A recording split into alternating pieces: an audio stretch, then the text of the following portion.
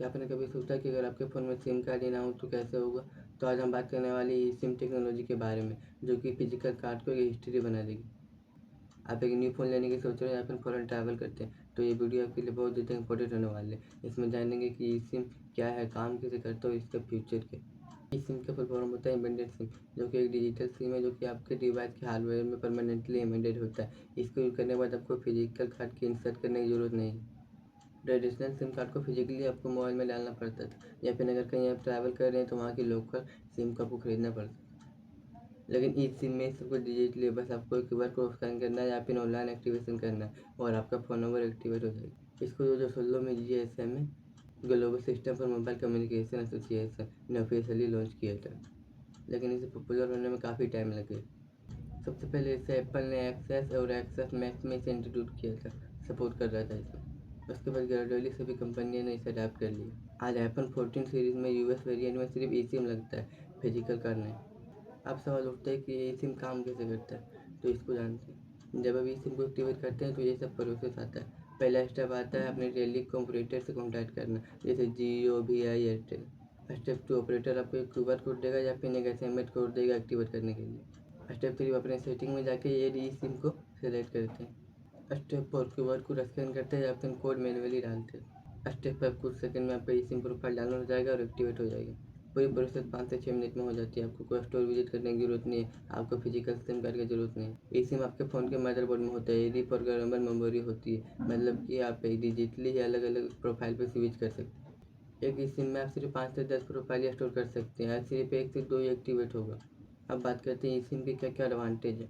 अब physical card की जरूरत ही नहीं है, अब सब कुछ ऑनलाइन आप कर सकते हैं। आप अपने ऑफिस के लिए अलग रख सकते हैं, अपने घर के लिए अलग रख सकते हैं। जब आप फॉरेन ट्रैवल करते हैं तो आपको वहाँ का लोकल सिम कार्ड लेना पड़ता था, बट अब ये टेंशन खत्म हो गया। आप डिजिटली होम कंट्री का सिम को एक्टिवेट कर सकते हैं इससे। जैसे एयरटेल जैसे कई सारे ऐप होते हैं जो कि आपको प्रोवाइड करते हैं इससे, और रोमिंग चार्ज से भी बच गए।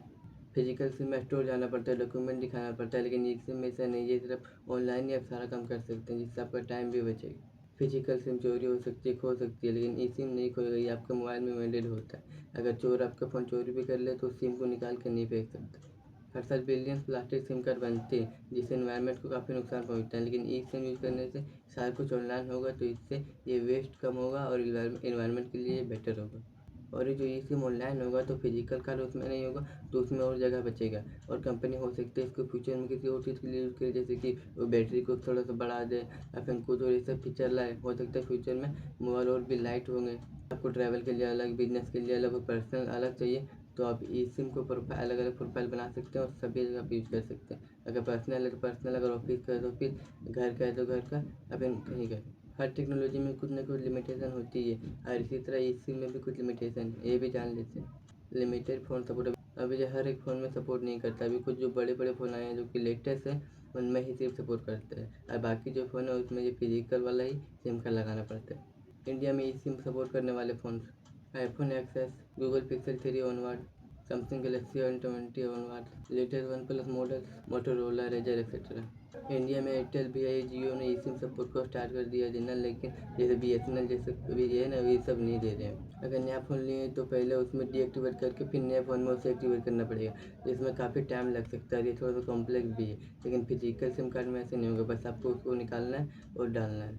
अगर कुछ लोग होते हैं जिन्हें टेक्नोलॉजी का ज़्यादा उतना ज़्यादा नहीं पता है, तो उनके लिए फिजिकल सिम कार्ड ही सबसे अच्छा रहेगा और ईजी भी रहेगा। और आपको ई सिम को एक्टिवेट करने के लिए आपको इंटरनेट के कनेक्शन की ज़रूरत पड़ेगी, बट फिजिकल कार्ड में ऐसा नहीं है, बस आप उसको निकाल कर डाल दीजिए। इंडिया में ई सिम भी बढ़ रहा है, धीरे धीरे लोग इससे अडाप्ट कर रहे हैं। सबसे पहले रिलायंस जियो ने 2019 में इसे लॉन्च किया और अपने जियो ऐप में डाला, जिससे लोग वहाँ से इसे एक्टिवेट कर सकते हैं। एयरटेल भी फुल ई सिम सपोर्ट देता है, जो कि आप उनकी वेबसाइट या फिर ऐप से जाके एक्टिवेट कर सकते हैं। वी.आई ने भी इसको देना शुरू कर दिया, लेकिन उसमें थोड़ा सा झंझट है कि आपको उसके कस्टमर केयर को रिक्वेस्ट करना पड़ेगा, फिर आपको क्यूआर कर देंगे और फिर आप उसे एक्टिवेट कर सकते हैं। गवर्नमेंट ऑफ इंडिया ने भी इसे प्रमोट किया है, ताकि साइबर सिक्योरिटी से लोग बचे और लोग इसे जितना हो सके उतना ज़्यादा यूज करें।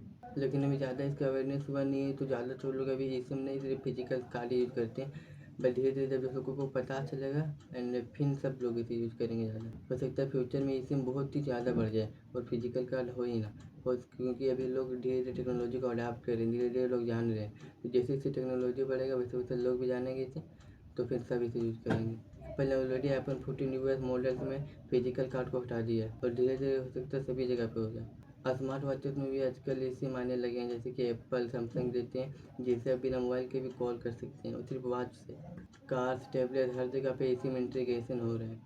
एक दिन ऐसा भी हो सकता है जब आपको फिजिकल कार्ड स्टोर पे नहीं लोग यूज नहीं करेंगे, ये आपको म्यूजियम में मिलेगा, जैसे आज फ्लॉपी डिस्क मिलती है। तो इस वीडियो में आपको इस के बारे में कुछ बता दिया है, क्या काम कैसे करता है और इसके क्या फ्यूचर में हो सकता है।